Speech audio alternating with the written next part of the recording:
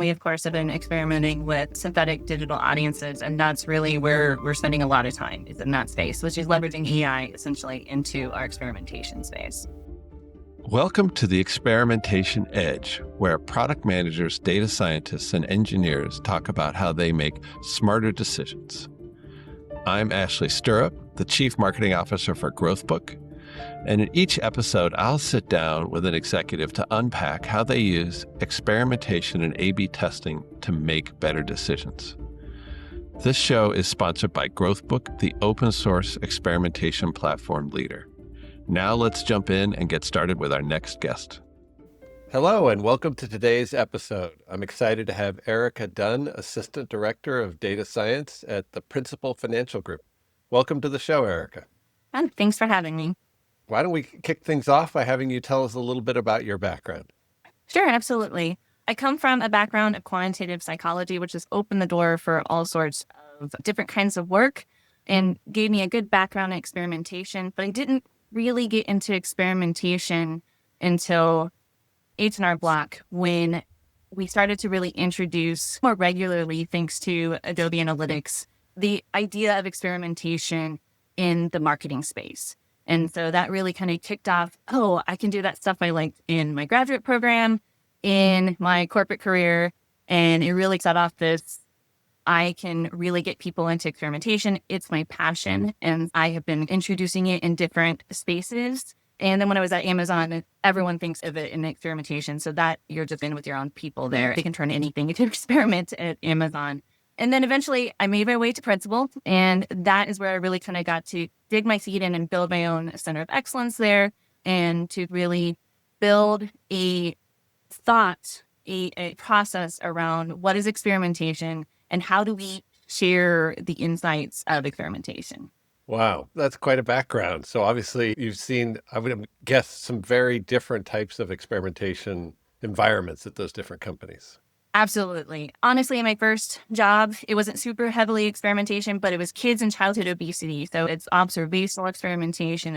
And so that's no control groups, just trying to what happens when there's an impact out there, to nice A/B testing in a web space where you get your 50,000 this way and your 50,000 that way, and nice clean samples. So definitely have been in all sorts of experimental space for sure. Yeah. And as you think back across these different companies that you worked at, where you were working on the A/B testing side, I would imagine that a big part of that was getting the whole organization to experiment in a consistent and rigorous way. Is that true?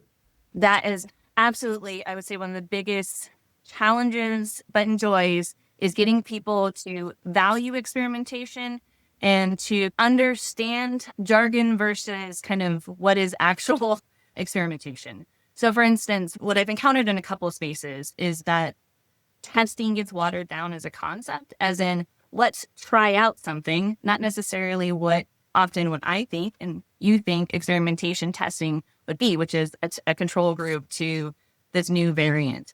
And so getting people to recognize that's a good start. It means that you recognize that things need to get tried out there in your domain to see if it really jives with your population.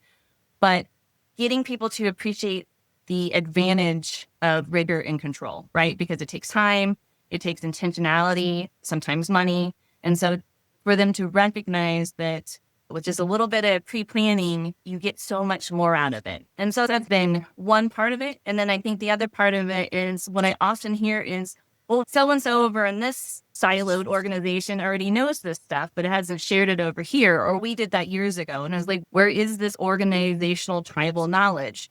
And so at least, so we all, experimentation or not, have those kind of issues of tribal knowledge. But in experimentation space, I created a center for people to share their experimentation wins and losses so that people can see what is working, what's not working, so that there's a start to better intentionality behind experimentation. Yeah, I just love everything you just said. It made me think of so many different directions we could go with that. Yeah. There was a great story from a guest from Twitch where they basically refused to touch pricing for many years. And they're like, no, we tried that. It didn't work. And we're not going to do it again. And of course, he got them to try it. And they were able to prove in a rigorous way that it had a huge impact on the business. And the world had changed 3 times over with Twitch and COVID and all that. you can imagine how the world of pricing might look very different after COVID than it did before COVID. Yeah, absolutely. And boy, if that's not something that you also hear, we've done that before. And it's like things change. And definitely it feels like kind of the Twitch is not an older corporation, but a lot of the companies I worked with are 60 plus principals, 150 years old. So those older companies, it's pretty set in their ways. And so bringing in that kind of faster moving wind and keeping up with the changes and getting them to keep up with the changes. Yeah. Yeah.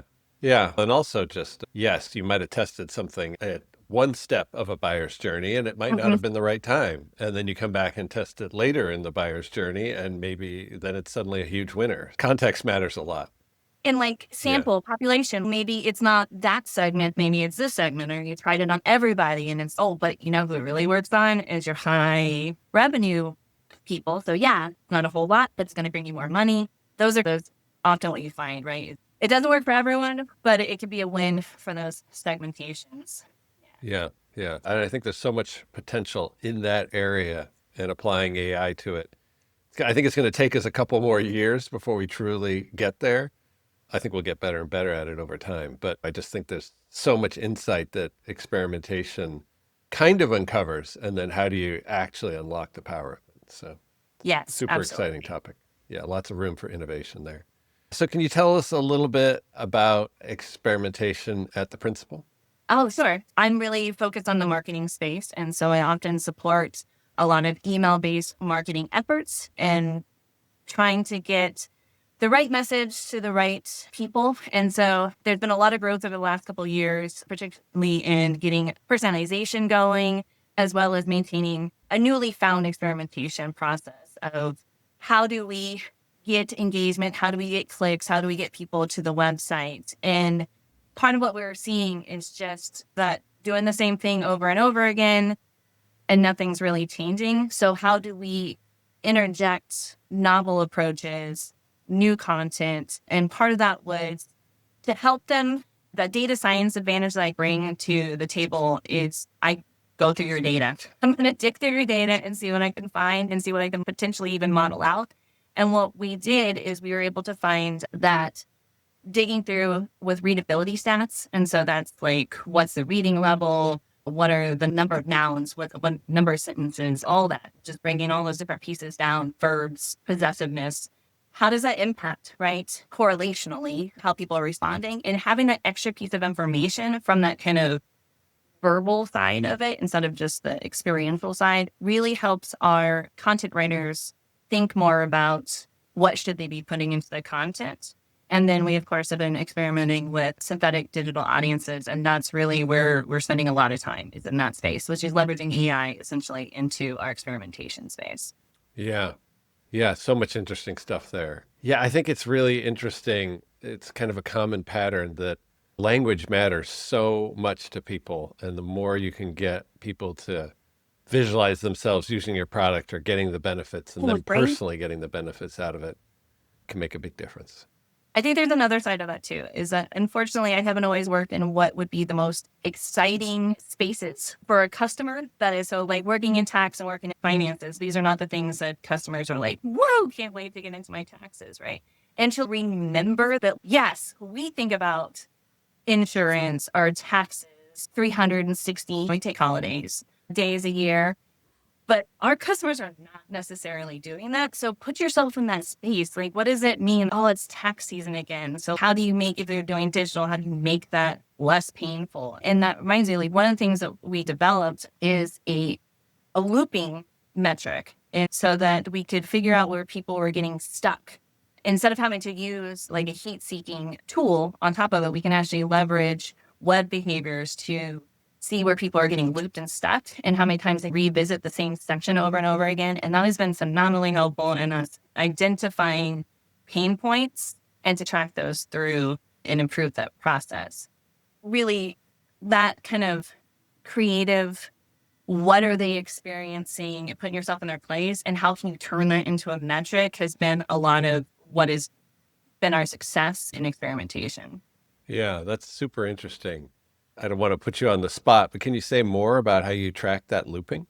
Oh, yeah, absolutely. I can actually take credit for this. So this is a peer of mine. We work together both at HR Block and at Principal. They had developed their SQL code. It's a process that looks at like how many times is their main page and then how many times they wind up back in that page within certain time frames. And if you just keep winding back up at certain pages, back at that main page, then the ratio gets strange, then and high, then confirm this with by watching those kind of, like you said, those content square kind of tools that show you what's going on there. We've confirmed it that this is people getting stuck and trying to look for things and having to go back to the homepage, and that searching and kind of that desperation behavior starts to happen and that frustration behavior. And then for like our tax services, that means people are going to probably bounce out. And finances, they may just get frustrated, and over time, because it's not as easy to come in and out of these kind of investment tools, they just get less engaged with their tool over time, which then becomes a longer drag of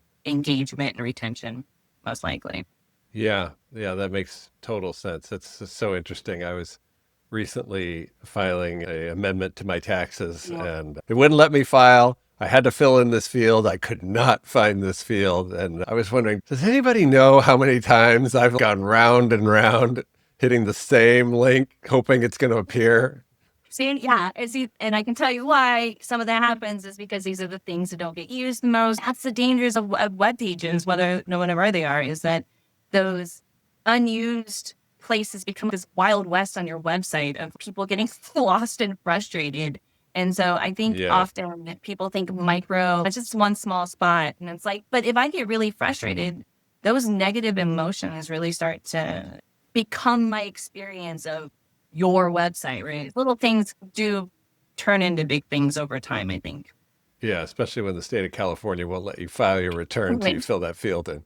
You're like, okay, I really want to go to bed. It's So coming back to your business, it's a pretty substantial group of folks that you're working with there. Is that right? Yeah.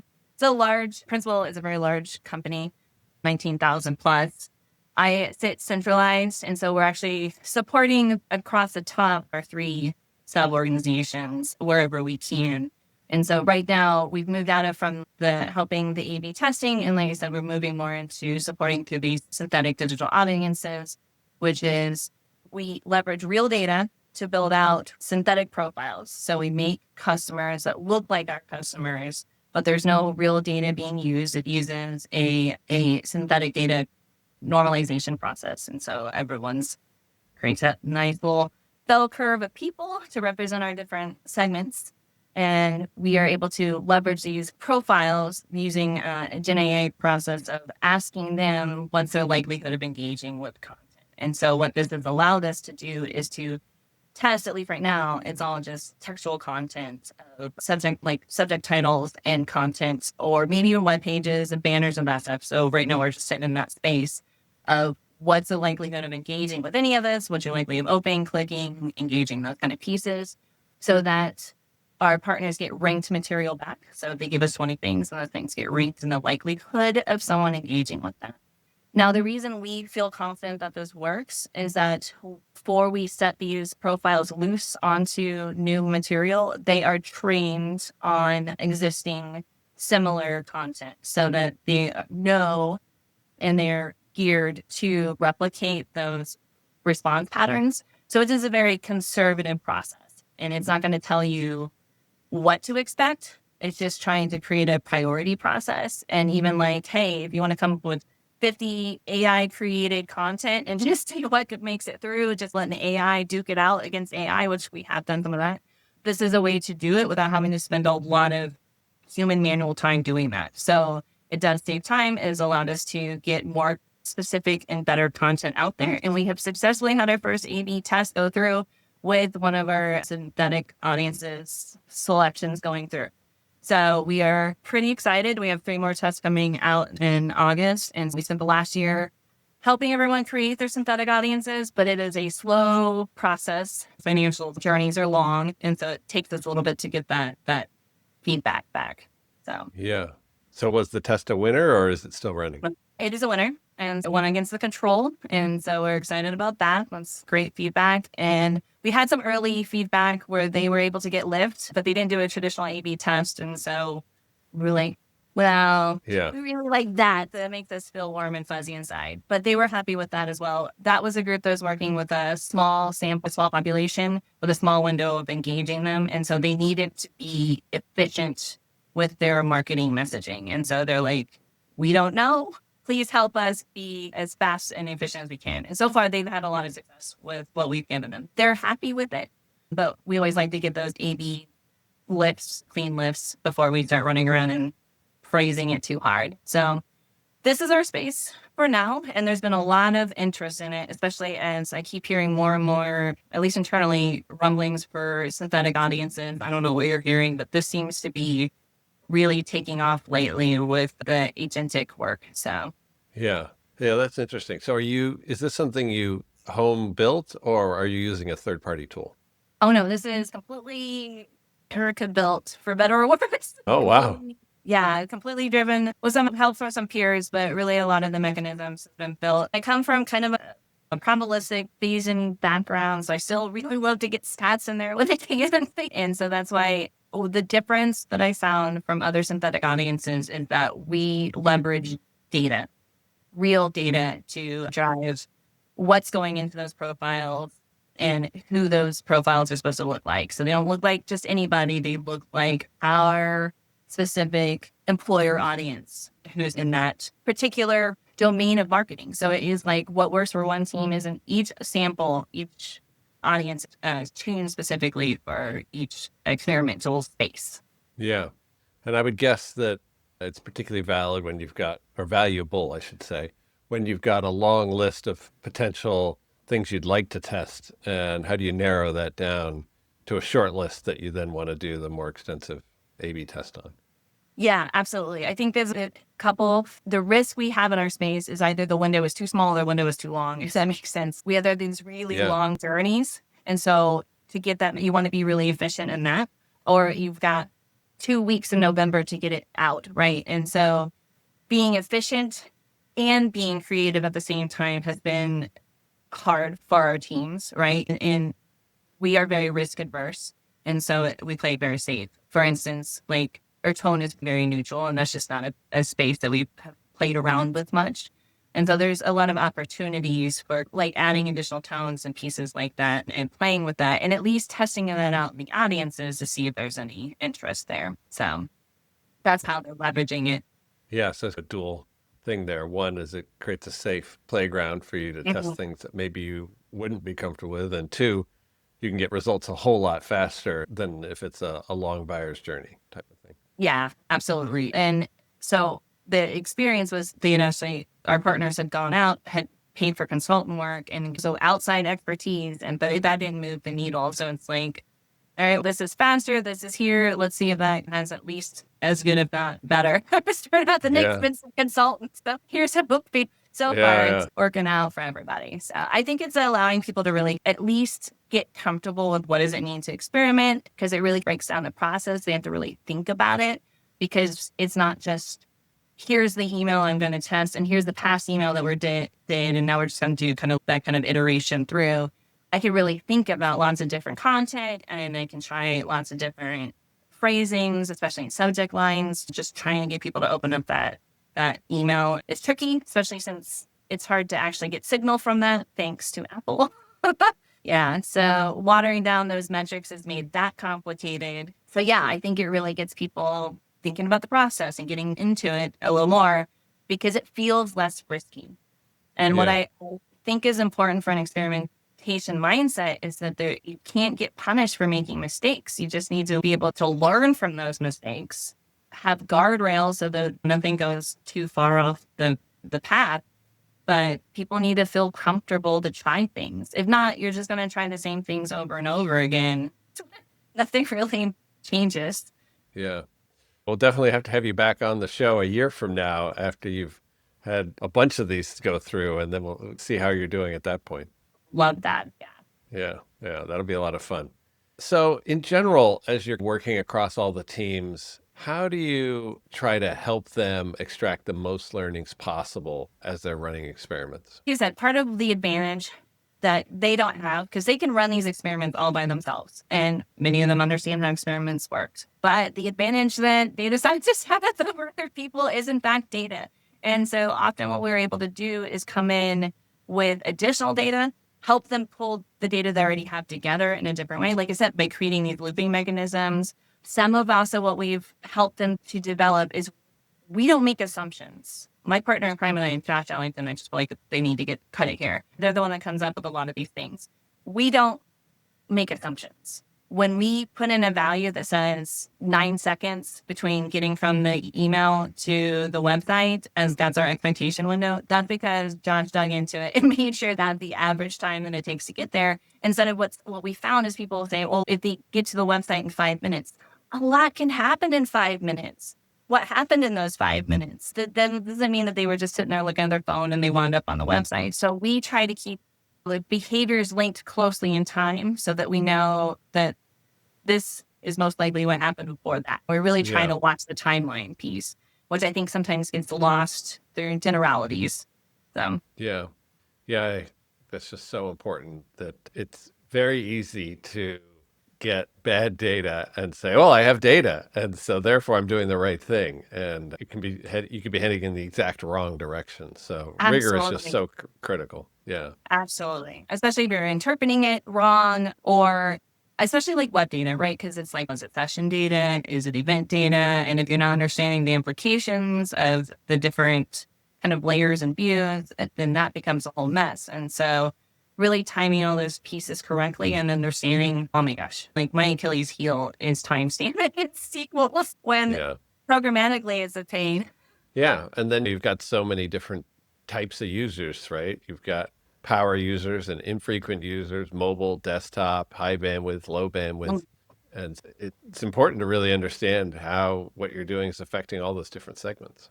Absolutely. I think we talked about this. One of the things we learned through it was an inadvertent learning, was the importance of recognizing where your customer is coming from. Are they on their computer or on their mobile? We were trying to pass on information through a PDF and it just wasn't working, but it did work. But it only worked for 5% of the time. And those are the people that were on their computers and were and getting to that PDF. Because have you tried to read a PDF on your phone? It's not good. It's not a good experience. And it kicked up a whole, okay, that totally makes sense. If people are mostly getting their mobile, then this is just not the desired medium here. So how do we fix that? And so this kicked out this whole kind of brainstorm of how do we work with PDFs and mobile, right? And so that was an interesting kind of learning. It wasn't even the point of the test, but it fundamentally changed how we started to think about, okay, what are you doing on your phone versus what are you doing on your computer? And does what I'm doing match up for where most people are coming through? So. Got it. So in that particular case, it was a new dimension you started looking at. And what sounds like one of the early experiments you ran on it, you suddenly realized, oh, look at the difference in behavior here. Yeah, the importance of, you can slice and dice a little too much and go overboard, but it is the advantage of having those additional layers of data and being able to go and, hey, have you guys looked at it from a user type? So that's that data science advantage. We had a little bit of additional data. We were able to slice into that for them and show them that it's actually at that user level, which they wouldn't have seen from their perspective. So yeah. And I believe in that case, then you started emailing them a link to the PDF so they could watch it later or read it later. Yeah, absolutely. And that ended up having a pretty big lift. Yeah. Yep. So it turned into more of a sign up. So you sign up for the PDF. And so now you know why, if you see those places that he's signing up for PDFs, is so that you can then go to your email at a convenient time for you when you're at your computer and then read that PDF. So yeah, makes a lot of sense. In terms of metrics, you hear a lot of people talking about having clarity on the North Star, but then also recognizing for this experiment, initially I'm just going to hit increase engagement or clicks or time on page. But that hopefully those clicks then lead to more revenue down the road or whatever your North Star metric is. How are you thinking about kind of North Star metrics there and getting everybody aligned? Our North Star is definitely more of an engagement due to the nature of a lot of our different clients. There are some opportunities, right? So it's 401ks and it's insurance. So there's not necessarily a lot of opportunities to change things too often or engage too much, but it's making sure that people have a positive experience. And so if they want to roll money over into the 401k, those kind of things, right? Yeah. And so it's keeping people like having a positive kind of perspective, brand perspective, as well as keeping people engaged. Employers and advisors have some different goals there. So we have three. We have regular people like us, and then we have employers who are maintaining these products, and then advisors who are selling these products, kind of thing. And so there's different ways. And so part of what we have, the North Star depends on who you're talking to. It's getting people to engage more and sell more of our stuff for one audience. It's getting another audience to buy more of our stuff. And the third audience is getting them to engage with it. But really what it boils down to for most of them, more than anything, is getting the right message for the right audience, right? Speaking to them the right way. So those three audiences have very different communication needs. And so part of what we've been able to highlight for our partners is to use the right verbiage, and advisors like fancy technical jargon. Our individuals do not. And so make sure that it looks like that so that they're more likely to be engaged and to feel seen, and really to focus on optimization and to recognize that restraint is actually could be key, that you don't need to email constantly. So one of the lessons that was learned in a partner in Mexico was that if you overcontact, you may actually lose that individual because they start to realize they were high value individuals. They got overtouched. They realized they had value and started to look for people who wanted to pay for that value. And so part of the lessons we've learned, that this is that whole learn it from someone else, passing on that experimental insights of be careful of experimenting with touching too much over contact. You need to find the right cadence so that you don't push them away for multiple reasons. It's not always just that it's noxious. Sometimes it is they realize they have a bargain chip here that they can get more out of that, especially in finance, if you get some extra money out of that, because someone will give you a little extra boost on something, then they're going to do it. So it's an interesting balance. That's what we're finding. What is the right, that's our goal, to find the optimized contact rate for these audiences so that they stay engaged, but not overtouched. Yeah. Yeah. It makes a ton of sense. Yeah. Really interesting to think about it across the different businesses that you've got and how it's going to be different for each one. I bet there's still kind of lessons learned across each one that apply kind of globally, and then others that are very specific.